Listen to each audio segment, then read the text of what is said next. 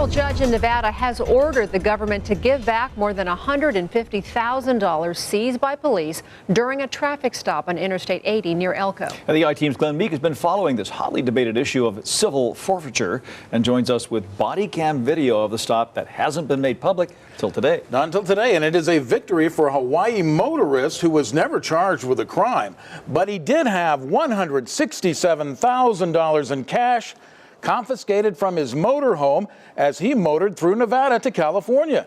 It happened on a January day in 2013 and was captured by an Elko County deputy's body camera. 6, 7, 8, 9. There's 90 bun. There's potential 100 grand here. So he's not stealing. Now, deputies seized more than $167,000 cash during the stop after a drug dog gave an alert to the exterior of the motorhome, but no drugs were ever found, and the driver was never charged with anything. Last week, federal judge Larry Hicks ordered the cash returned to the driver, saying the driver's rights were violated during the traffic stop.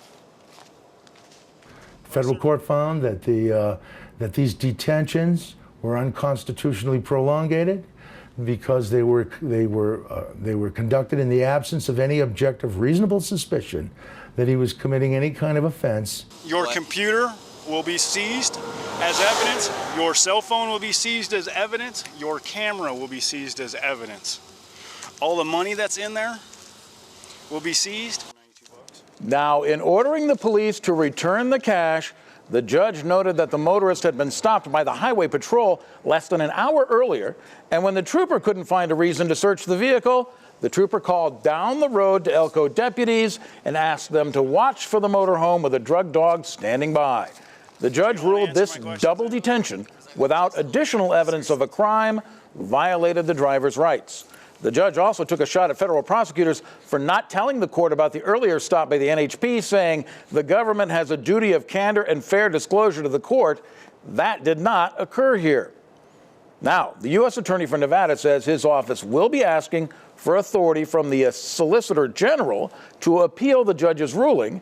And this is just the latest skirmish in the battle over civil forfeiture, where cash and property suspected of being proceeds from a crime can be seized from a person without that person ever being charged, let alone convicted of a crime. And I'll have a special report tomorrow night at 11 p.m. about this very issue, and we'll see more of that body cam video from the Elko deputies. Where's due process? My gosh. It's an important issue. Thank you very much, Glenn. Body camera video from an Elko County deputy is shining a light on a six-figure cash seizure in northern Nevada, but it's not necessarily a flattering light. The I-Team's Glenn Meek shows us how this video helped prompt a federal judge to order the cash be returned to its original owner, and why the judge also tossed barbs at police and prosecutors in this case.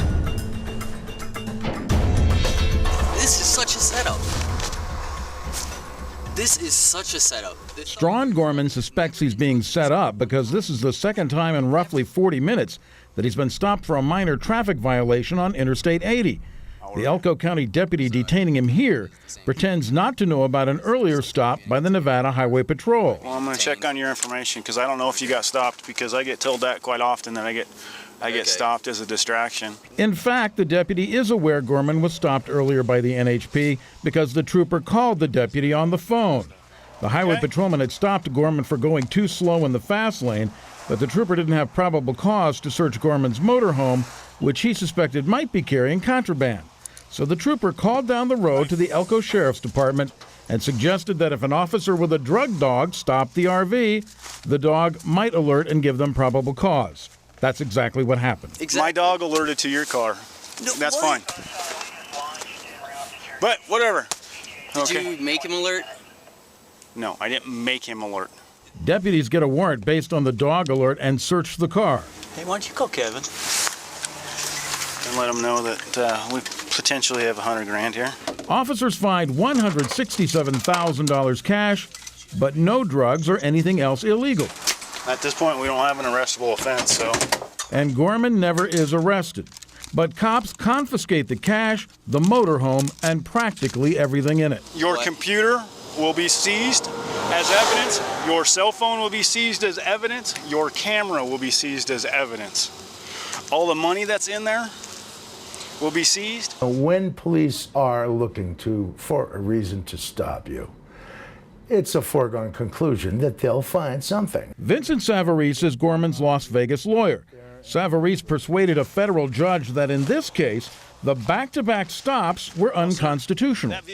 Federal court found that that these detentions were unconstitutionally prolongated because they were conducted in the absence of any objective reasonable suspicion that he was committing any kind of offense. The court ordered the cash returned to Gorman, and the judge took a swipe at police and prosecutors for initially not revealing the fact that the NHP had stopped Gorman prior to Elko deputies and that both stops were related.